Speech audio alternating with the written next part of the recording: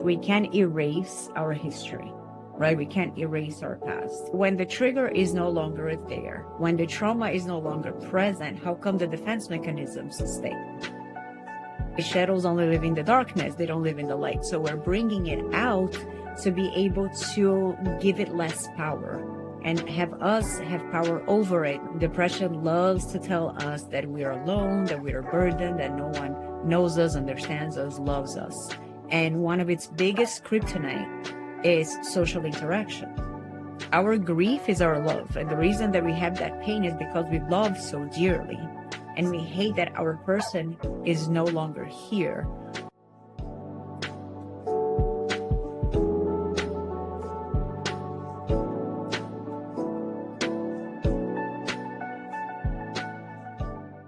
I love how you keep going back to these data sets, these data points, and really having a framework of, hey, this is something that worked for me, or maybe this exacerbated it and made it a little bit worse. I want to take that data and talk a little bit more about trauma and the triggers themselves. When we talk to people about trauma, I feel like there's this misconception when it comes to healing trauma and exactly what that means to heal trauma. And one thing I was telling someone recently was we get to a place in trauma that we accept that it happened and it no longer affects us. But the situation happened. What are your thoughts about building up that resiliency, collecting enough data points to get to a place to where you are no longer being affected by those trigger moments? I, there's truth to what you express. We can't erase our history, right? We can't erase our past. And when we talk about trauma, it means something that is continuously affecting how we see things, right? So if we listen to something that reminds us of that traumatic event, or we smell something that is, familiar to that, related to the traumatic event, or from that moment on, I start seeing every, I don't know, male individual as nefarious, or as before I didn't, right? Because I generalize it now as a way to protect myself.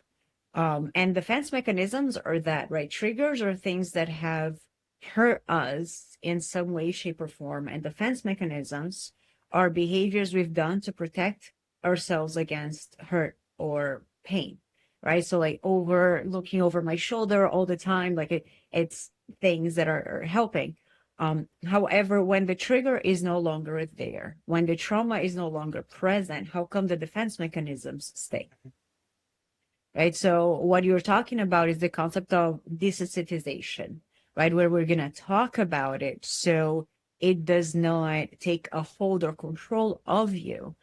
When we have nightmares, it means that it's still, present in our bodies, it's still present in our minds. So let's bring it to the light, right? Shadows only live in the darkness, they don't live in the light. So we're bringing it out to be able to give it less power and have us have power over it. Let me have the power of telling my story and what happened to me that is not happening, and what are the lessons that I've unfortunately had to learn that took possibly some of my innocence away. But how can I make it prepare my future, my present and future self, as opposed to serve as shackles or obstacles to my future self? I love that so much. When we're talking about, oh, before I get there, can you explain the difference between a defense mechanism and a coping mechanism? Yes. So sometimes a defense mechanism may have started as a coping mechanism, FYI. Um, Defense mechanisms, as I said, like they are there to protect us from hurt and pain, and they start to protect from the trigger. But then they become a knee-jerk reaction to the thing itself, right? Cutting people off, snippy responses.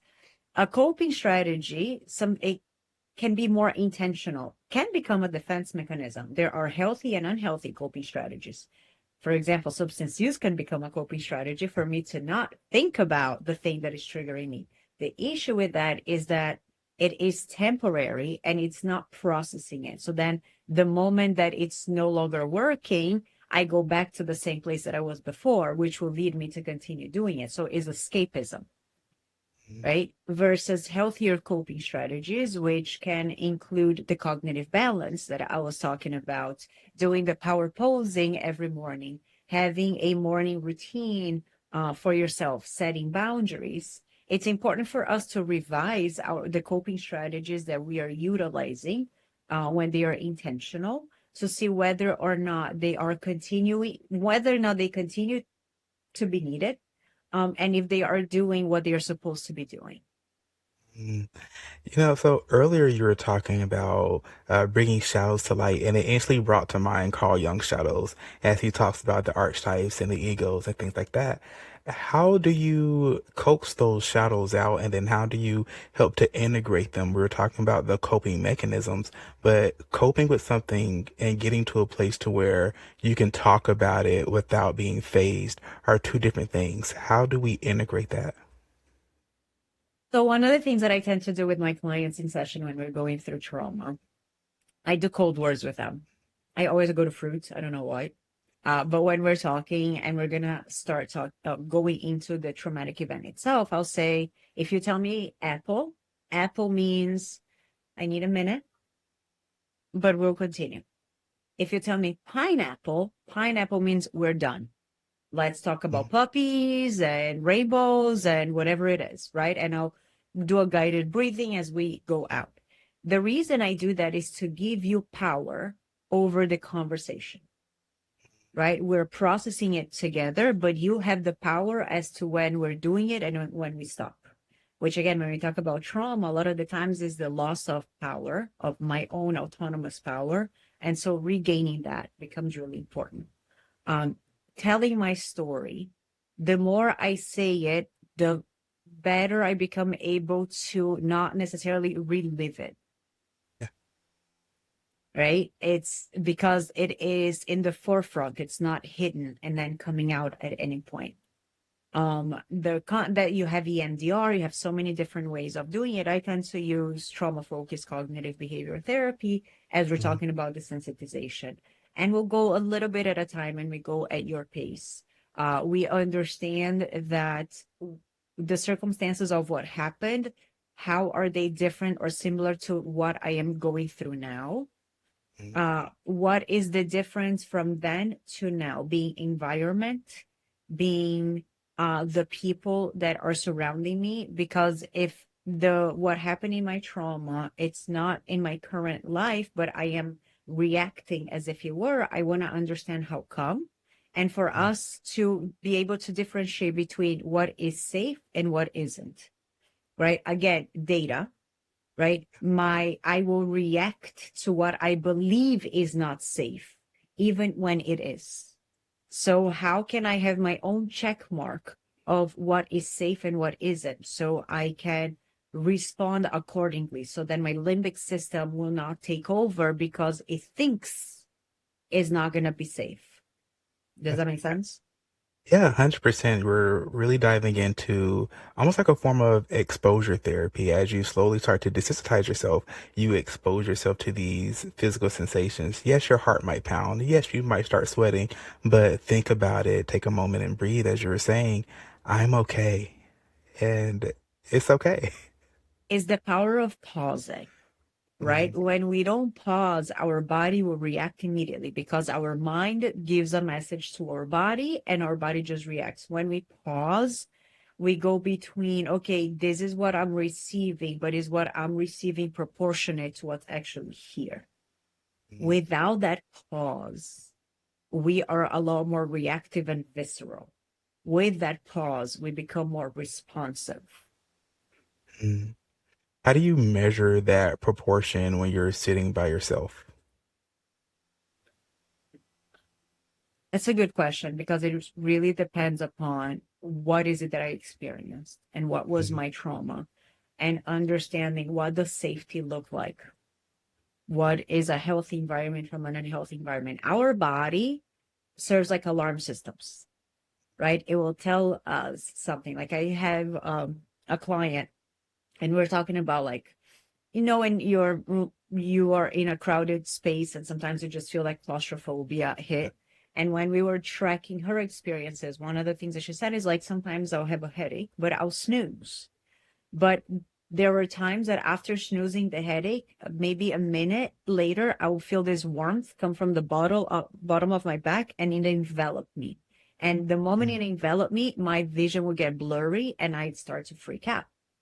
So we learned to not snooze the headache because it didn't happen once. It was once, twice, three times. Okay, that's enough data, right? So let's not snooze the headache. When the headache happens, like, what's going on? Maybe let me go to the bathroom. Let me throw some water on my face. Is there something that's making me feel unsafe? Or is it just because it's reminiscent of something else, right? So when our body talks to us, we need to listen, and it tends to give us some warnings. That's why in therapy, I talk a lot about tracking our anxieties. When I talk about the mood scale from 1 through 10, my anxiety becomes more physiological when I'm entering like 5 to 6. So I know that now I need to do something physical. I need to go work out. I need to do something, because if he hits a 7, that's it. Mhm. Interesting. When you talk about, I'm a biochem guy. So when you talk about the warmth from the back, my first thought was, I wonder if that's the adrenal glands releasing it. You know, that would be really interesting. Like, wow, you could feel that. But I have a question about the power of community when it comes to healing, because we're talking a lot about being able to recognize the external pressures, being able to find the proportions. And we're talking about it more from a singular perspective. But when we get with others who are like-minded, others who might not share the exact same trauma, but from an experiential perspective are relating, what is that power? What is the strength behind finding a true community as you go through your healing journey? Normalization. Mm, So I facilitated Survivors for Suicide Loss group for about 10 years.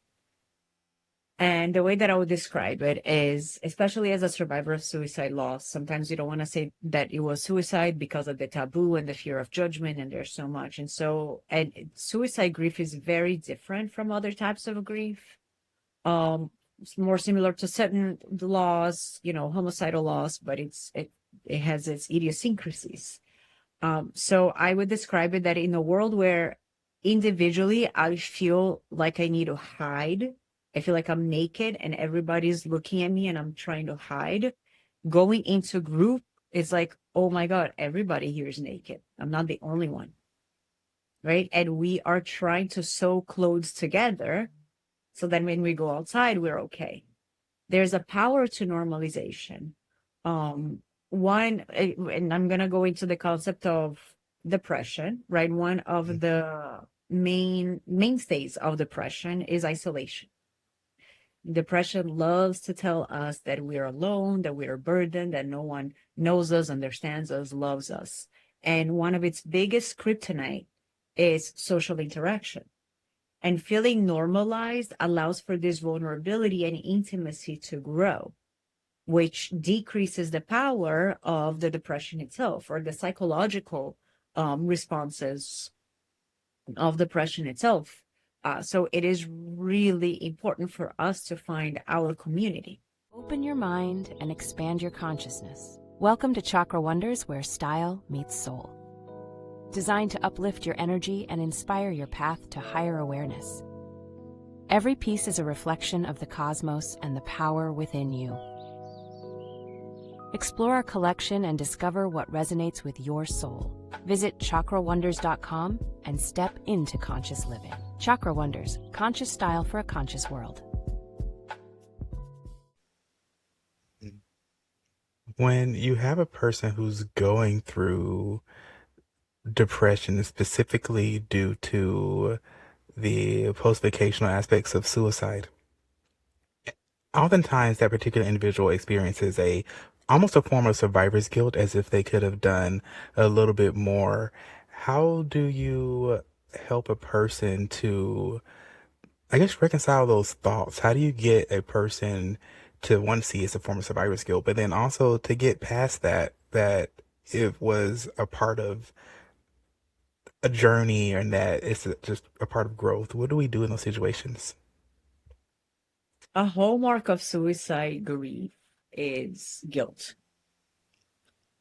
because it's what coulda, shoulda, have done differently.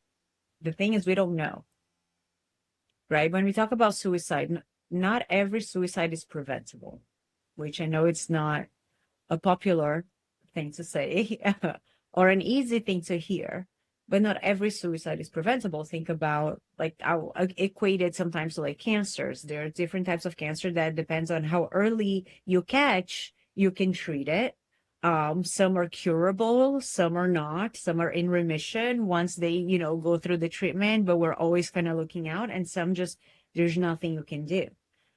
When we talk about suicide, which oftentimes, not every person who experiences depression has suicide, but we do see a lot of depression in people who have experienced or either died by suicide or attempted suicide. And some are in treatment and are able to now, through coping strategies, and distinguishing between myself and my inner voice, able to not experience the suicidal ideations anymore. Nevertheless, those who are left behind often think, what did I not do? Because there's a piece of the puzzle that's missing.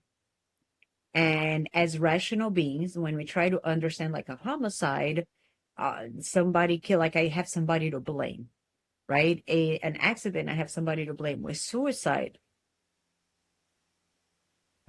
there's something missing. So as rational beings, we tend to either blame ourselves or something or somebody else, right? And to be able to remind ourselves, and that is one of the most difficult aspects when we're talking about suicide grief or survivorship with suicide, is we cannot know what we don't know until the moment that we know, right? So I could have never done something without knowing that there was something to be done, for example. And I cannot know if I had made that one phone call extra, if it would have made a difference. I don't, because that's a parallel universe that I am creating. There's a possibility that it could, as much as there's a possibility that it couldn't. The pain, it's still there. It's just we're trying to wrap our heads around this, and it's so difficult. And so to be able to focus on what I did do as opposed to what I didn't do, right? Because what I did do are factual. They are memories. They are real. What I didn't do is what I am punishing myself with. And I don't know if it would have made a difference or not. Self-forgiveness, it's very difficult, but it's part of the process. Self-forgiveness. How do you give yourself that grief, that grace, excuse me? Because a lot of times we give grace and we extend it to so many others, but we don't extend that to ourselves, and we point the finger at ourselves, whether it be through guilt or shame. How do you help someone say that, hey, you deserve this level of grace as well, and there was truly nothing that you could do about it? It's not easy, right? And sometimes that's why I love about the groups, is because most people, when they will say like, oh, you shouldn't, other than you shouldn't do this, because I know what a healthy grief looks like, and that's what you should do. And it kind of, each grief is very different. So when you hear from other people, it can be irritating. You kind of put it to the side. You can actually defend your guilt against that individual. But in groups, because we're all in the same thing, it's a lot more welcoming, right? Because you know my pain and you're telling me this, or you're telling yourself the same thing. Like, why is it that it's easier to see it on others than on ourselves? And not to say sometimes that there's no validity to what I'm saying. I think simply ignoring that there could something, if you could have done something differently that could have changed the outcome, I don't think it's fair, because that person is definitely going to fight against you because you don't know that. It's just understanding that you don't know either way, right? You truly don't know either way. Also reminding that our grief is our love. And the reason that we have that pain is because we love so dearly and we hate that our person is no longer here. Understanding that there are so many different facets that contribute to someone's suicide, and so much of it is unknown to us. Right. And I think that's the part of self-forgiveness is so often the person who takes their life are not aware of the aftermath that they leave. And there's a possibility that if they were aware, they would live in torture for others. Wow, I had read a while ago that the opposite of love isn't hate, that is grief and loss, because you really only feel that grief when something's been taken from you. But Dr. Timerman, we only have a few minutes left. Is there anything you'd like to leave the audience before we go? So I have on my training platform, which is advocate2create.teachable.com. And the 2 is the number 2. So advocate2create.teachable.com. One of the first coping strategies I ever developed for the IAP, that's called the rule of 3 interpretations, which is one of the things that helps us pause when we receive something. Instead of immediately reacting, it's okay, let me know what is a fact versus my assumptions from that fact. So my partner was supposed to call me. My partner did not call me. He's going to break up with me. Pause. The only data is that my partner did not call me. Worst case scenario, he's going to break up with me. What is the complete opposite? If I'm going to go worst case scenario, best case scenario, he's preparing a surprise party for me. What's a likely case scenario? He forgot to call or he's busy at work, right? The rule of 3 interpretations causes you to pause and then asks you to just select of the 3 perceptions, the one that serves you best. The one that serves you best. If you want to break up with that person, the first one will serve you, right? If you don't, maybe the second one or the third one will, but you get to choose the one that serves you best until you actually know. So you can is a free on www.advocate2create.teachable.com. Ooh, I love it so much. I have so many questions about that as well. But we will leave that information in the description down below. And where else can we find you? You can go to my website, which is advocate2create.com. A to C, which, by the way, I did it with my friend who took his life. So he is forever with me. It's huge. Like, it stays with me. Like, I love that logo. I can change colors, but the logo itself remains the same. And I love him so much. So advocate2create.com. You can find me there. You have my contact information. Feel free to message me, to call me. I am happy to do any consultations. I'm licensed in Florida, so therapy is only in Florida. I love that so much. But thank you so much, Dr. Timerman, for coming on. And I want to thank you all for tuning into this episode of Onion Soup. Please reach out to her if you have any questions, you need any help. And as always, have a great, blessed rest of your day. Thank you. Bye.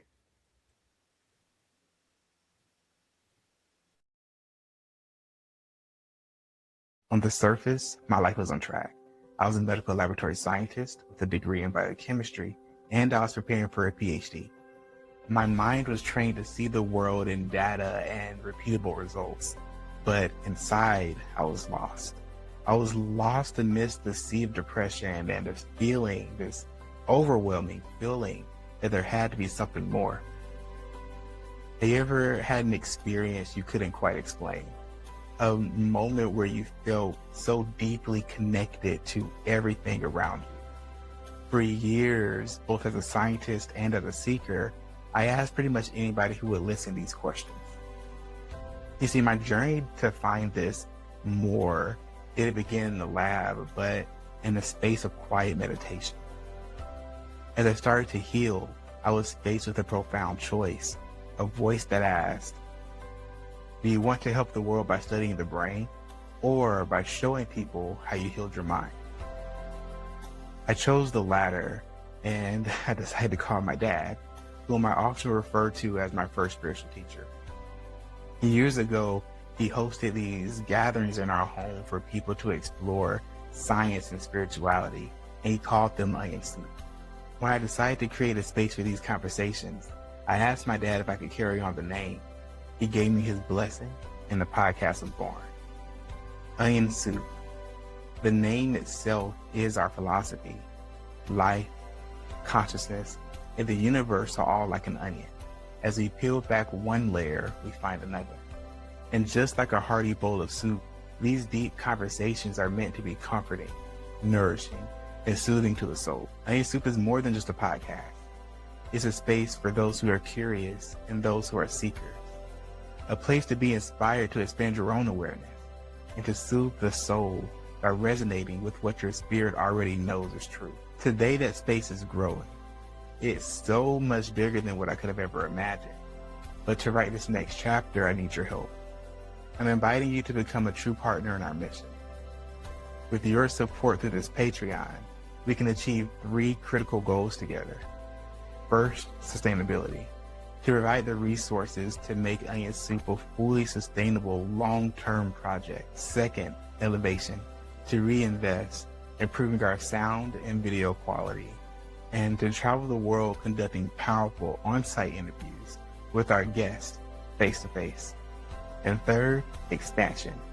To build the professional assets needed to bring our conversations to a major network, sharing this work with millions. If this message resonates with you, please look at our tiers below. For as little as $5 a month, you can get ad-free episodes and join our private community. You can become a supporter, an insider, a co-creator, or even a partner in this vision. Whatever you choose, thank you for being here and for being a part of the Onion Soup journey. Now, let's peel back these layers together.